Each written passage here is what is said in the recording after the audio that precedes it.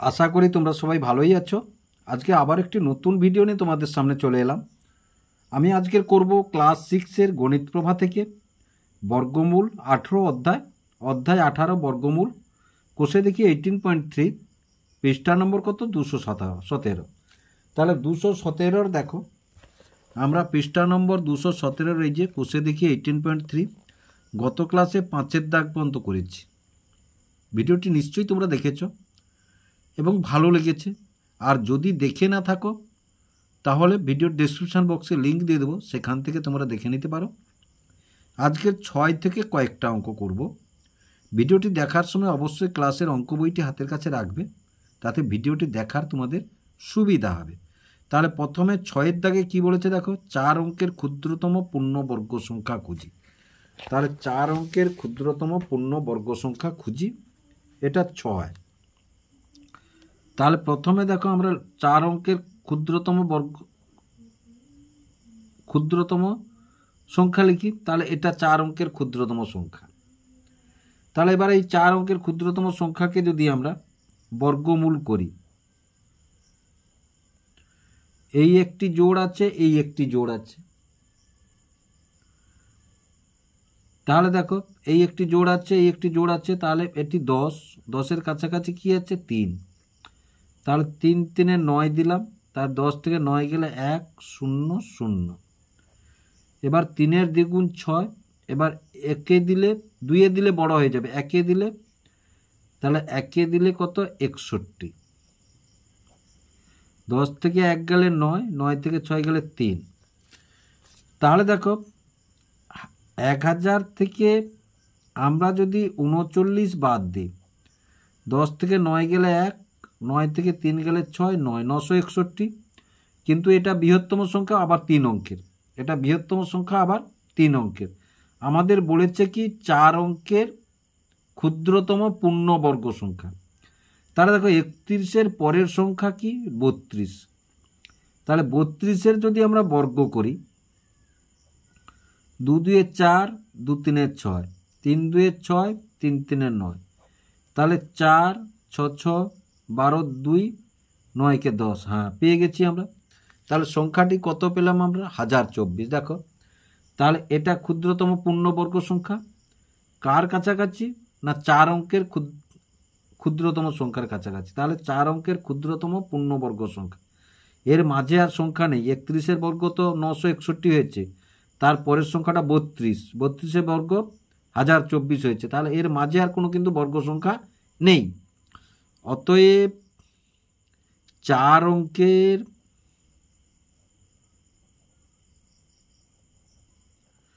ক্ষুদ্রতম পূর্ণবর্গ সংখ্যা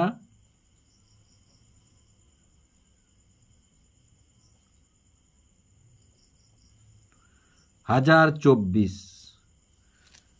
তাহলে অঙ্কটি নিশ্চয়ই তোমরা বুঝতে পারলে। এবার দেখো তারপরে 7-এর দাগটাই কি আছে, 7-এর দাগে আছে 4 অঙ্কের বৃহত্তম সংখ্যা। এটা বলেছে ক্ষুদ্রতম, এটা 4 অঙ্কের বৃহত্তম পূর্ণবর্গ সংখ্যা। তাহলে 7-এর দাগটা দেখিয়ে এসো। 7-এর দাগে বলেছে 4 অঙ্কের, তাহলে 4 অঙ্কের বৃহত্তম সংখ্যা 4টা 9। এবার যদি একে করি আমরা বর্গমূল করি, তাহলে এই একটি জোড়, এই একটি জোড়, তাহলে 99-এর কাছাকাছি হচ্ছে 9 9 81, 9 9 81 আছে। তাহলে 9 থেকে 1 গেলে 8, 9 থেকে 8 গেলে 1, এই জোড় একসঙ্গে নামিয়ে দেব। এবার 9-এর ডবল কত 18, 9-এর দ্বিগুণ 18। এবারে 18 9 8 72, 9-এ যাবে না, 9 8 72। তাহলে দেখো 18-এর সাথে 9 বসিয়ে যদি 9 দিয়ে গুণ করি, 9 9 81-র 1 হাতে 8, 9 8 72, 80 0, 9 কে 9 আর 1701, হ্যাঁ চলে যাবে। তাহলে 9-এ দিলে চলে যাবে, 9-এ দিলে চলে যাবে। তাহলে কত 1701, 1701, 9 9 81-র 1 হাতে 8, 9 8 72, 8 80 0 হাতে 8, 9 কে 9 8 17, 9 থেকে 1 গেলে 8, 9 করতে 9, 8 থেকে 7 গেলে 1। তাহলে কত 99, বর্গমূলটা 99। তাহলে দেখো এবারে, তাহলে 99 পরের সংখ্যা কত? 100। তাহলে 100 যদি বর্গ করি সেটা 4 অঙ্কের হবে না? আমাদের কিন্তু 4 অঙ্কের বলেছে, তাই না? সেটা 4 অঙ্কের বলেছে। তাহলে দেখো এই সংখ্যাটা থেকে যদি এটা বিয়োগ করে দিই আমরা, তাহলে আমরা 4 অঙ্কের বৃহত্তম বর্গ সংখ্যা পাবো, 4 অঙ্কের। তাহলে দেখো 99 বর্গ মানে সেটা হচ্ছে 4 অঙ্কের বৃহত্তম বর্গ সংখ্যা হবে, পূর্ণবর্গ সংখ্যা হবে। তাহলে 9 9 9 9 থেকে 198 বাদ দেব। 9 থেকে 8 গেলে 1, 0 8 9। তাহলে এটাই হলো 4 অঙ্কের বৃহত্তম পূর্ণবর্গ সংখ্যা। দেখো 99 পরে 100, তাহলে 100 বর্গ সংখ্যা 4 অঙ্কের হবে না, কিন্তু 99 বর্গ সংখ্যা কত? 9801। তাহলে তার মাঝে আর কোনো অন্য বর্গ সংখ্যা নেই, 99 আর 100 মাঝে তো কোনো বর্গ সংখ্যা নেই, কোনো সংখ্যা নেই, সুতরাং তার যে বর্গ পাবো আমরা। তাহলে অতএব 4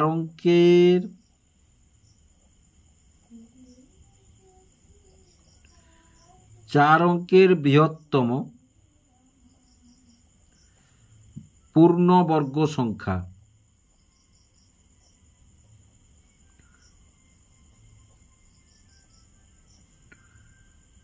(9801)। তাহলে আশা করি অঙ্কটি তোমরা বুঝতে পারলে। তারপরে দেখো যে দাগটি আছে, এবার 8-এর দাগ। 8-এর দাগে কি বলেছে? ভাগ পদ্ধতিতে নিচের সংখ্যার বর্গমূল খুঁজি। তাহলে অনেকগুলো আছে, তাহলে 8-এর 1, 8-এর 1 কি বলেছে? 256। কত বলেছে? 256। তাহলে 256কে বর্গমূলের চিহ্ন দিয়ে দাও। তাহলে 256কে ভাগ পদ্ধতিতে, তাহলে এই একটি, তাহলে 0 এই একটি, তাহলে প্রথমে 1 একে 1 দিলাম, 2 থেকে 1 গেলে 1, আর জোড় একসঙ্গে নামিয়ে দিলাম। এবার 1-এর ডবল কত? দ্বিগুণ 2। এবার 2 হলে তাহলে 6 আছে, লাস্টে 6 আনতে হবে আমাদেরকে। একমাত্র 4-এর বর্গে 6 আছে আর 6-এর বর্গে 6 আছে। তাহলে 2-এর সঙ্গে যদি 4 বসিয়ে 4 দিয়ে, 4 4 16, 4 96 হবে না। এবার দেখো 2-এর সঙ্গে যদি 6 বসিয়ে গুণ করি, 6 6 36, 6 দিয়ে 12, হ্যাঁ হয়ে গেছে 156। তাহলে 156 কত? তাহলে বর্গমূলটি কত পেলাম না? 256-র বর্গমূল 16, বর্গমূল 16। এবার তারপরে 2-এর দাগটা দেখো, 2-এর দাগে কি আছে? 2-এর দাগে আছে 529। কত আছে না? 529। তাহলে 529-এর যদি বর্গমূল করি, ভাগ প্রক্রিয়াই করবো আমরা। তারপরে দেখো এটা,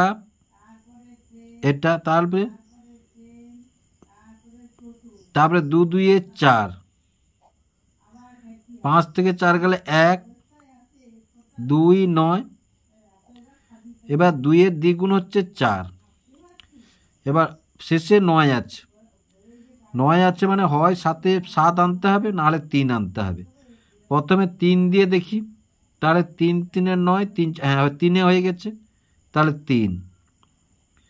3 বসিয়ে 3 দিয়ে গুণ, তাহলে 23। বর্গমূল কত পেলাম? 23 পেলাম। বর্গমূল কত পেলাম? 23 পেলাম। এবার তারপরে 3-এর দাগটি দেখো, 625। 3-এর দাগটি কত আছে না? 625। তাহলে 625-এর বর্গমূল করব আমরা। তাহলে 625-এর যদি আমরা বর্গমূল করি, তাহলে একটি জোড় 0 দিয়ে আর একটি জোড়, তাহলে 6-এর কাছাকাছি আছে 2-এর বর্গ, তাহলে 2 2 এ 4, 6 থেকে 4 গেলে 2 আর এই 25 একসঙ্গে নামলো। এবার 2-এর দ্বিগুণ কত? 4, 5 দিলেই হয়ে যাবে, কারণ 5-এর বর্গ ছাড়া আর কারুর 5 নেই, তাহলে 5 দিলেই হয়ে যাবে। 5 5-এ 25-এর 5, হাতে 2, 5 4-এ 20 দিয়ে 22 হয়ে গেছে। তাহলে কত পেলাম বর্গমূলটা? 25। বর্গমূল কত পেলাম 25। তারপরে কত আছে না 784। এবার 4-এর দাগে আছে 784, তাহলে 784 বর্গমূল করতে হবে। তাহলে 784 জোড় 1টি 2টি, প্রথমে 7-এর কাছাকাছি 2-এর, 3-এর বড় হয়ে যাবে, 2-2 4, 7 থেকে 4 গেলে 3, আর এটা একবারে নামিয়ে দিলাম। এবার 2-এর ডবল কত 4, এবার শেষে 4 আছে, তাহলে একমাত্র 2-এর বর্গে 4 আছে আর 8-এর বর্গে 4 আছে। 2-এর বর্গটা এখানে পড়বে না কারণ 84 হবে, কিন্তু আমাদের 384, তাহলে 8 দিয়ে দেখি। তাহলে 8 দিয়ে দেখলে 8 আসতে 64, 4 হাতে 6, 8 4 32, 8-এ হয়ে গেছে, তাহলে 8, তাহলে 384 8 এখানে, তাহলে বর্গমূলটি কত পেলাম? বর্গমূল পেলাম 28, বর্গমূল পেলাম 28। তারপরে 5-এর দাগটি দেখো, 5-এর দাগে কত আছে না 1024 আছে। কত আছে? 1024। তাহলে বর্গমূলের চিহ্ন দিয়ে দাও, তাহলে ভাগ প্রক্রিয়ায় 1024কে বর্গমূল করিয়েছো। এই একটি বর্গমূলের জোড়, এই একটি জোড়, তাহলে দেখো এই জোড়, তাহলে প্রথমে 10-এর কাছাকাছি কার বর্গ আছে না 10-এর কাছাকাছি 3-এর বর্গ আছে, তাহলে 3 3 9, 10 থেকে 9 গেলে 1, এটা একসঙ্গে নেমে যাবে। এবার 3-এর দ্বিগুণ এখানে 6, তাহলে 2-এর বর্গে একমাত্র 4 আছে, লাস্টে 4 আছে, মানে 4 আনতে হবে। 2-এর বর্গে 4 আছে, 8-এর বর্গে 4 আছে, 2 দিয়েই দিলে হয়ে যাবে। দেখো 2 দিয়েই দিলে, তাহলে 2 দিয়ে দিলে 2 2 4 আর 2 6 12, তা হয়ে গেছে। তাহলে বর্গমূল কত পেলাম? 32 পেলাম। বর্গমূল কত পেলাম? 32 পেলাম। এবার তারপরে 6-এর দাগে কি আছে দেখো, 6-এর দাগটা আছে 1225, তাহলে 1225কে বর্গমূল করব। তাহলে 1225 একটা জোড়, দুটো জোড়, 12-র কাছাকাছি কার বর্গ আছে না 3-এর বর্গ আছে, তাহলে 3 3 9, 12 থেকে 9 গেলে 3, আর এটা একসঙ্গে নামালাম। এবার 3-এর দ্বিগুণ 6, 5 আছে, মানে 5 চোখ বুঝে দিয়ে দাও, তাহলে 5 5 25-এর 5 হাতে 2, 5 6 30 দিয়ে 32, তাহলে 5, তাহলে বর্গমূল কত পেলাম? 35। সোজা লাগছে নিশ্চয়ই ভাগ প্রক্রিয়া, কত তাড়াতাড়ি হয়ে যাচ্ছে দেখো। তাহলে এবার 7-এর দাগে কি আছে 961, তাহলে 961 হচ্ছে এই একটি, এই, তাহলে দেখো প্রথমে 3 3 9, 3 3 9 মিলে গেছে। এবার জোড় একসঙ্গে নামালাম। এবার 3-এর দ্বিগুণ 6, এবার দেখো 1 দিয়ে দিলেই চলে যাবে, 1 দিয়ে দিলে 61, এই 61, একে 1 বসিয়ে 1 দিয়ে গুণ করতে হবে, 1 বসিয়ে 1 দিয়ে গুণ করতে হবে, তাহলে সমান কত? 31। কত পেলাম? 31 পেলাম। এবার দেখো 8-এর দাগটা, তাহলে 8-এর দাগে কি আছে? 8-এর দাগে আছে 841, 841, তাহলে 841-এর যদি বর্গমূল আমরা করি, তাহলে 841,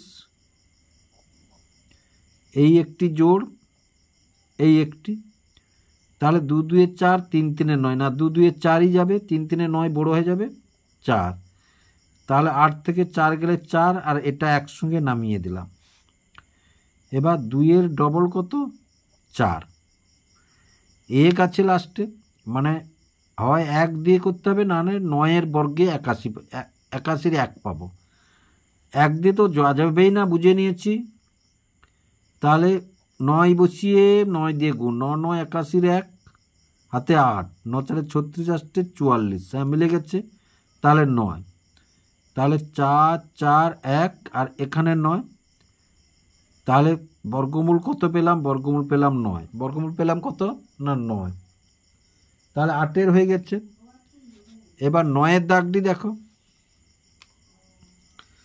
তাহলে 9-এর দাগটি কি বলেছে? 900। তাহলে 900 বর্গ। তাহলে 900 এই একটি জোড় আর একটি জোড় আমরা তৈরি করে নিলাম। তাহলে এবার দেখো, তাহলে 3 3 9, 3 3 9। এবার দেখো, এবার শূন্য নামলো, জোড় শূন্য নামলো। যেহেতু শূন্য, তাহলে এখানে একটা শূন্য দাও, শূন্য দিয়ে জোড় শূন্য নাও। বর্গমূলে একটা শূন্য দিলে দুটো শূন্য পাবে, একটা শূন্য দিলে দুটো শূন্য পাবে। যেমন দুটো জোড় নামলে একটা শূন্য পাওয়া যায়। তাহলে এবার দেখো কত পেলাম আমরা? এটা 30 পেলাম। এটা কত পেলাম? 30 পেলাম। এবার 10-এর দাগটা দেখো। 10-এর দাগটায় কি আছে? না 1764। 1764। তাহলে 1764 যদি বর্গমূল করি, তাহলে 17 6 4, একটা জোড় দুটো জোড়, 17-এর কাছাকাছি 4-এর বর্গ আছে, 4 4 16। তাহলে 4 4 16, 7 থেকে 6 গেলে 1, এ 64 একসঙ্গে নামিয়ে দিলাম। 4-এর ডবল 8, 4 আছে শেষে, মানে 2-এর বর্গে অথবা 8-এর বর্গে। তাহলে 2 বসিয়ে দেখি, 2 2 4, 2 8 16, হ্যাঁ হয়ে গেছে। তাহলে 2-এর বর্গ, 2-এ 164, এটা 2। তাহলে কত পেলাম? না 42 পেলাম। কত পেলাম? না 42 পেলাম। তাহলে আশা করি অঙ্কগুলি তোমরা বুঝতে পারলে। যদি বুঝতে পেরে থাকো এবং ভিডিওটি ভালো লেগে থাকে, লাইক এবং শেয়ার করবে ও চ্যানেলটিকে অবশ্যই সাবস্ক্রাইব করবে নতুন নতুন ভিডিও পাওয়ার জন্য।